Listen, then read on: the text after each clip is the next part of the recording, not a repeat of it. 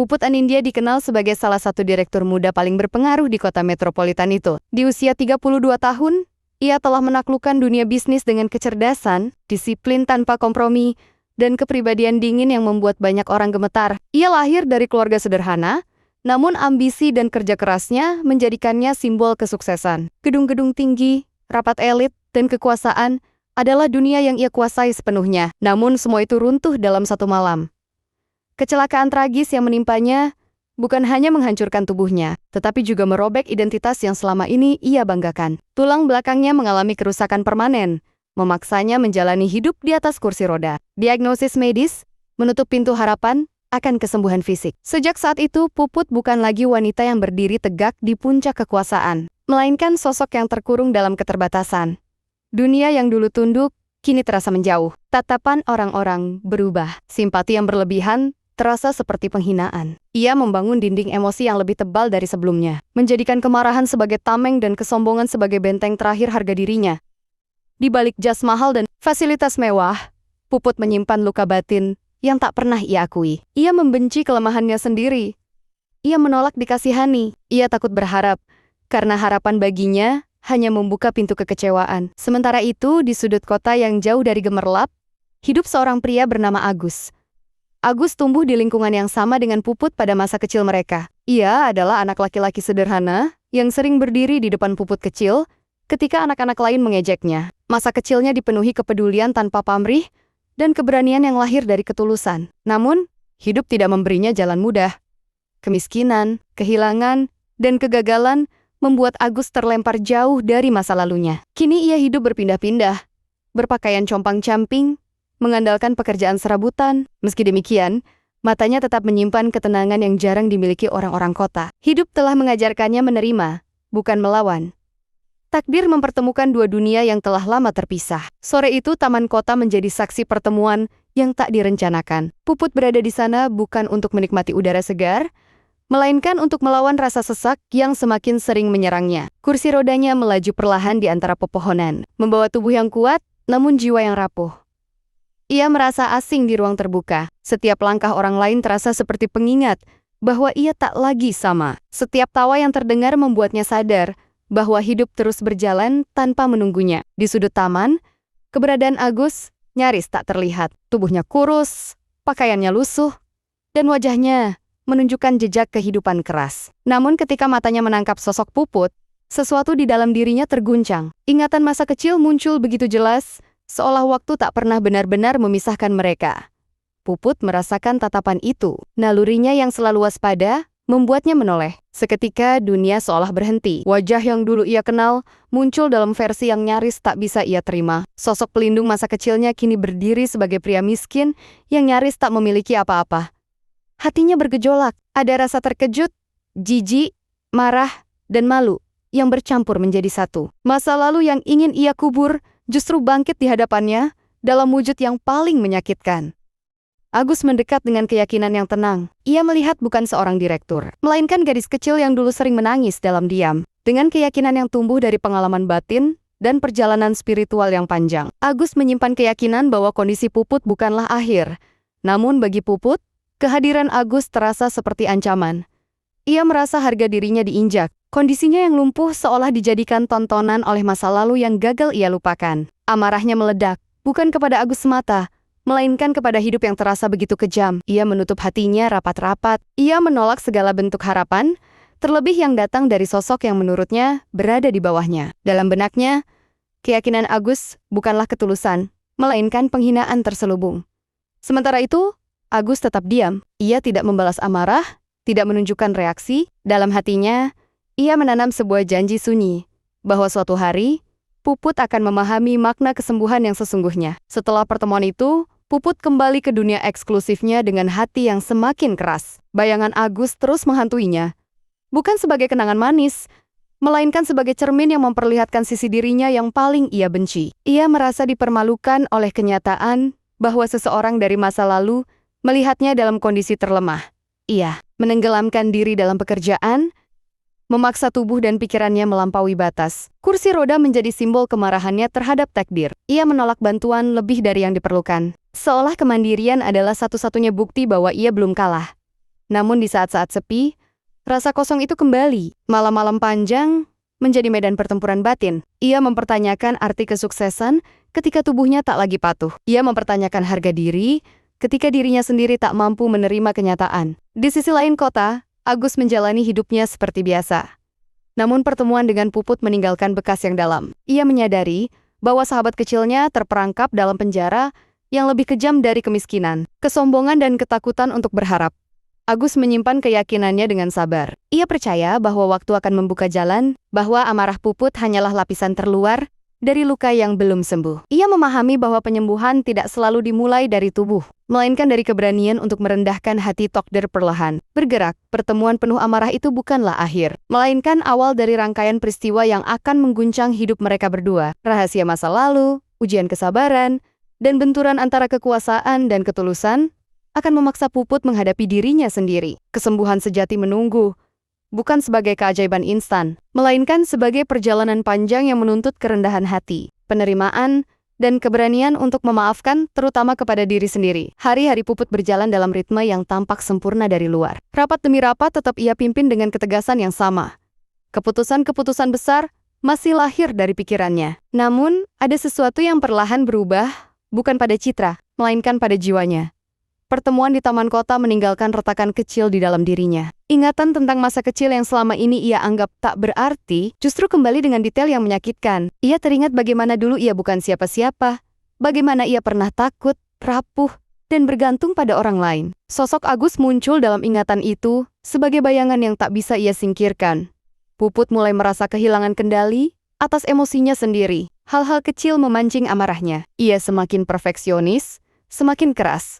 Seolah dengan menekan orang lain, ia bisa menekan luka di dalam dirinya. Namun setiap malam, kesunyian selalu menang. Kursi roda yang selalu menemaninya, kini terasa lebih berat dari sebelumnya. Bukan karena tubuhnya melemah, melainkan karena hatinya lelah melawan kenyataan. Ia mulai menyadari bahwa kemewahan tak mampu mengisi kehampaan yang menggerogoti batinnya.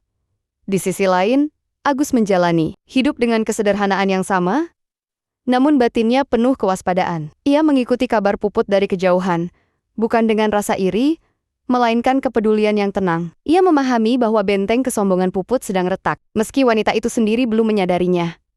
Agus percaya bahwa waktu sedang bekerja, sebuah peristiwa tak terduga memaksa Puput kembali menghadapi masa lalunya. Ia harus mengunjungi kawasan lama tempat ia dibesarkan, sebuah wilayah yang telah lama ia tinggalkan tanpa menoleh kembali. Setiap sudut tempat itu membawa kenangan yang tak bisa ia kendalikan.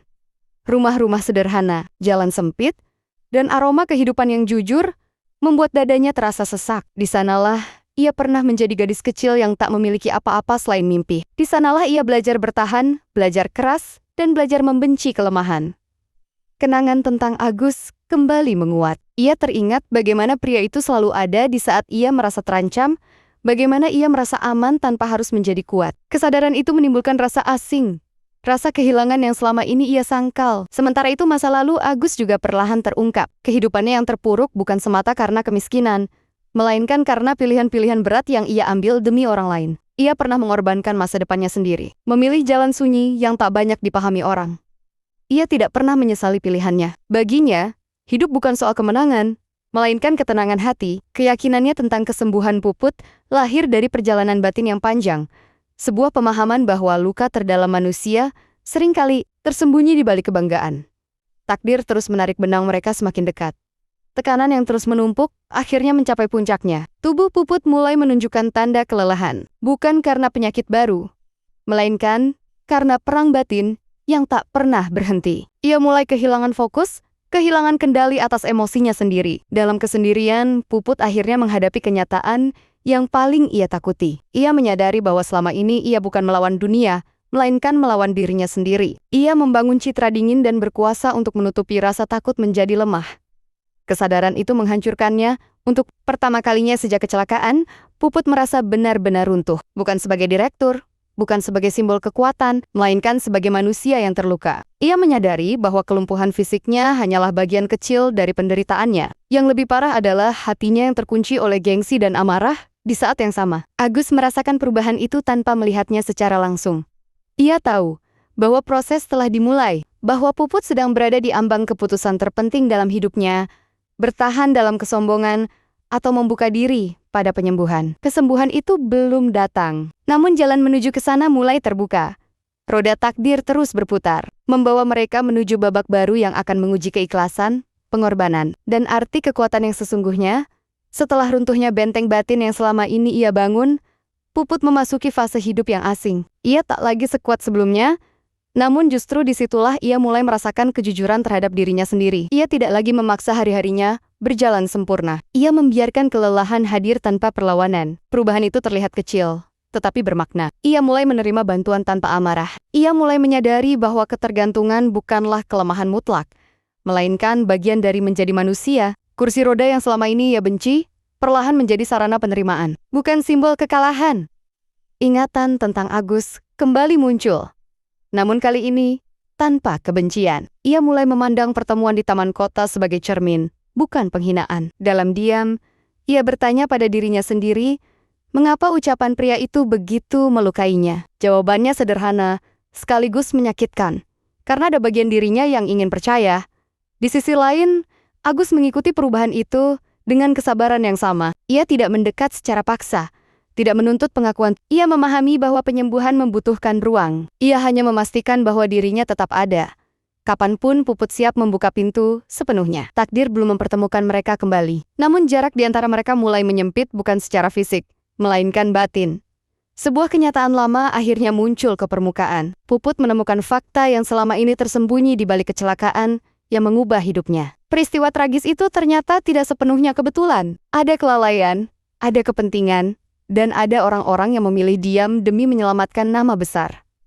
Kebenaran itu menghantamnya lebih keras dari kecelakaan itu sendiri. Ia menyadari bahwa selama ini ia menyalahkan takdir, padahal manusia-manusia di sekitarnya turut berperan. Kemarahannya kembali muncul, namun kali ini berbeda. Bukan amarah yang membabi buta, melainkan amarah yang diliputi kesadaran. Di tengah kekacauan batin itu, sosok Agus kembali menjadi poros pikirannya. Ia teringat ketenangan pria itu, keyakinannya yang tak goyah, dan cara hidupnya yang tidak terikat pada ambisi duniawi. Untuk pertama kalinya, Puput mempertanyakan definisi kesuksesan yang selama ini ia anut. Sementara itu rahasia terbesar Agus juga mendekati titik terbuka.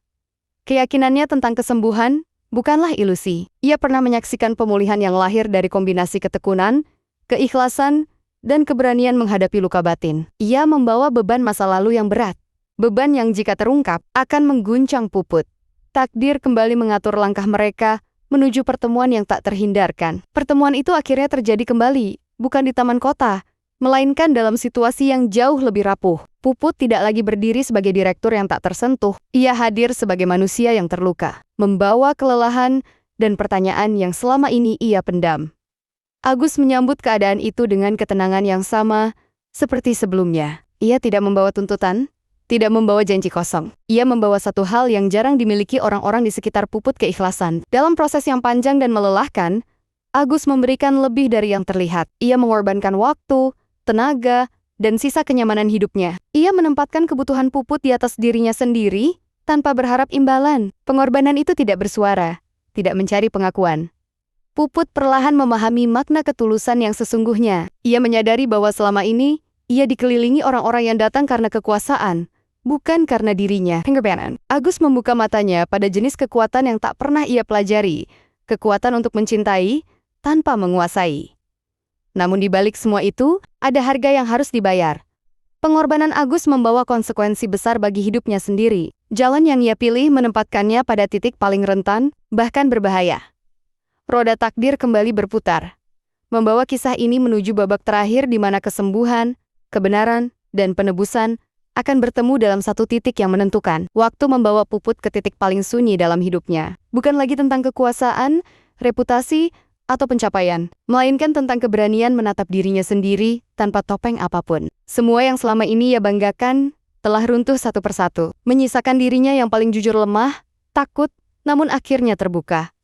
Pengorbanan Agus mencapai batas yang tak bisa ia abaikan. Puput menyadari bahwa pria itu telah menyerahkan hampir seluruh hidupnya demi memastikan dirinya tidak terjatuh lebih jauh. Bukan dengan cara dramatis, melainkan melalui kehadiran yang konsisten, pengorbanan yang tak terlihat, dan ketulusan yang tak pernah menuntut balasan. Kesadaran itu menghancurkan sisa kesombongan yang masih bertahan di dalam dirinya. Untuk pertama kalinya sejak kecelakaan, Puput tidak lagi memandang kursi roda sebagai kutukan. Ia memandangnya sebagai bagian dari perjalanan jalan yang memaksanya berhenti berlari dan mulai memahami. Ia menerima kenyataan bahwa tubuhnya mungkin tidak akan kembali seperti semula, namun jiwanya tidak lagi terpenjara. Di titik itu, kesembuhan mulai terjadi. Bukan keajaiban yang datang tiba-tiba, bukan perubahan fisik yang instan, melainkan kebebasan batin yang selama ini ia cari tanpa sadar. Amarah yang dahulu membakar hatinya perlahan padam. Rasa rendah diri yang ia kubur di balik kesombongan akhirnya terurai. Ia memaafkan dunia, memaafkan masa lalu, dan yang terpenting, memaafkan dirinya sendiri. Puput bangkit dengan cara yang berbeda. Ia tidak lagi berdiri di atas kekuasaan, melainkan di atas kesadaran. Ia mengubah arah hidupnya, menata ulang makna keberhasilan, dan membuka ruang bagi empati yang dulu ia anggap kelemahan. Kekayaannya tak lagi menjadi tembok, melainkan jembatan. Sementara itu, Agus menghadapi konsekuensi dari pengorbanannya dengan ketenangan yang sama. Hidupnya tetap sederhana, namun kini tidak lagi sunyi. Ia melihat bahwa janji yang ia simpan dalam diam telah terpenuhi, bukan karena Puput berjalan kembali, melainkan karena Puput hidup kembali. Takdir tidak menyatukan mereka dalam bentuk kemenangan duniawi. Namun takdir memberi mereka sesuatu yang jauh lebih berharga. Pemahaman tentang arti kesembuhan yang sesungguhnya. Puput Anindya, wanita yang pernah ditakuti karena dinginnya, kini dikenal karena keberanian hatinya. Dan Agus, pria miskin yang dianggap tak berarti, menjadi cahaya yang menuntun tanpa pernah ingin terlihat. Di taman kota tempat semuanya bermula, roda takdir akhirnya berhenti berputar. Bukan karena perjalanan usai, melainkan karena keduanya telah menemukan keseimbangan antara luka dan penerimaan, antara kehilangan dan makna. Kesembuhan sejati tidak mengembalikan apa yang hilang. Ia mengajarkan cara hidup dengan utuh, meski tak sempurna.